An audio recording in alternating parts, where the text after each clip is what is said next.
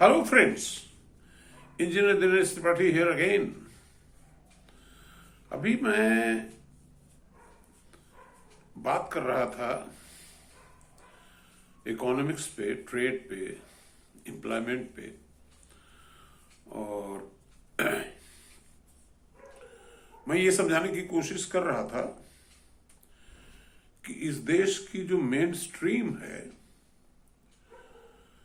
वो पता नहीं क्यों सरकारी नौकरियों के और नौकरियों के पीछे पड़ गई है। अब जरा सोचिए कि बार बार मुझे कहना पड़ रहा है कि 150 पोस्ट है आईएएस की और 11 लाख एस्पिरेंट पिछले साल थे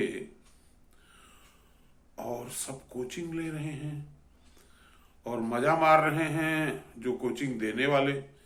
एक वो दिव्य कीर्ति है और पता नहीं खान सर हैं, कौन कौन लोग हैं, वो कहते हैं कि आईएएस हमने बना दिया इनको। अरे भाई, जब 150 पोस्ट है तो तुम कहां से बना दोगे? जो आदमी डिजर्व करता है वही जाएगा।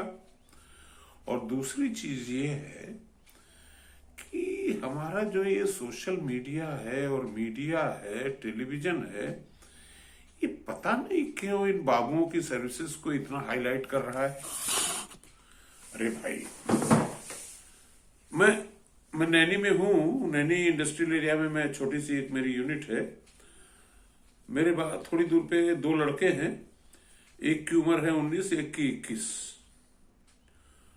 दोनों, उनकी साइट का नाम है हिंदुस्तानी हेल्पर और उनको गूगल से पेमेंट आ रहा है, यूट्यूब से आ रहा है, और अभी उन्होंने 2 ऐप बनाए हैं।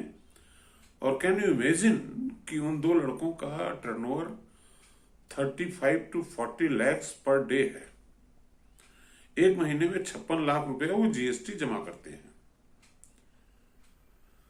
तो ये जो ट्रेंड चल रहा है नया वाला अभी आया है, वो आईएएस आईपीएस ये सब पीछे छोड़ दिया। अब नंबर 1 पे एंटरप्रेन्योरशिप है। अच्छा, अफसोस ये है कि हमारे जो एंटरप्रेन्योर्स चाहे सक्सेस हो चाहे फेल हो, उनको रोल मॉडल बनाने के बजाय जो हमारा मीडिया ये प्रशासनिक सेवाओं को और सरकारी नौकरियों को रोल मॉडल बना दे रहा है, जिनका काम ही यही है कि नंबर 2 की कमाई करना। Actually let me tell you, देखो, I am very lucky person कि मैं एक गांव में पैदा हुआ और रुड़की जैसे इंजीनियरिंग कॉलेज से मेरी पढ़ाई 1974 में मैं बीटेक लेके निकला उधर से। और निकलने से पहले ही एग्जाम के रिजल्ट्स नहीं आए थे, तब तक मुझे एटॉमिक एनर्जी में काम करने का मौका मिल गया। And I was lucky to work in organization. मुझे वहां पे न्यूक्लियर फिजिक्स, न्यूक्लियर इंजीनियरिंग पढ़ने का मौका मिला, सीखने का। और जब मैं वहां से छोड़ के दूसरी फील्ड्स में आया, प्राइवेट सेक्टर में आया, गवर्नमेंट सेक्टर में आया, या और एंटरप्रेन्योरशिप के सेक्टर में आया, आई एम लकी कि मैं government sector, private sector, state government sector, entrepreneurship, ये 4 सेक्टर्स में काम कर चुका हूं और अभी बिना थके काम किए चला जा रहा हूं। क्योंकि मेरी तलाश ये है कि जिस समाज से, जिस गांव से मैं निकला था, वहां की जीवन शैली में कैसे बदलाव लाऊं और जो हमारे फेलो मैन हैं उनको मैं कैसे काम पे लगाऊं। ये मेरी तलाश। इतना सारी नौकरियां, इतना सारा एंटरप्रेन्योरशिप करने के बाद मैं ये विश्वास पूर्वक, पूरे कॉन्फिडेंस के साथ ये बोल सकता हूं कि entrepreneurship, entrepreneurship, entrepreneurship is the only answer to the problems of this country. हम अपने बच्चों को आईएएस, पीसीएस, सरकारी नौकरी, चोरकटाई में उनको गाइड न करके उनको एक ऐसा इंसान बनाएं कि वो एम्प्लॉयमेंट क्रिएट करें। This is the challenge my dear friends.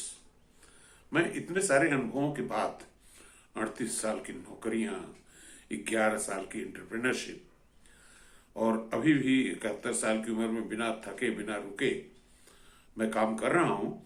और मैं ये भी बता दूं कि मैं जो प्रोडक्ट्स बनाता हूं, पहली चीज तो वो प्रोडक्ट्स मार्केट में नहीं होते हैं। उनको मैं खोजता हूं, बनाता हूं और पेश करता हूं, बेचता हूं और फिर उसके नकलची सैकड़ों की तादाद में पैदा हो जाते हैं, जिससे कि रोजगार पैदा होता है।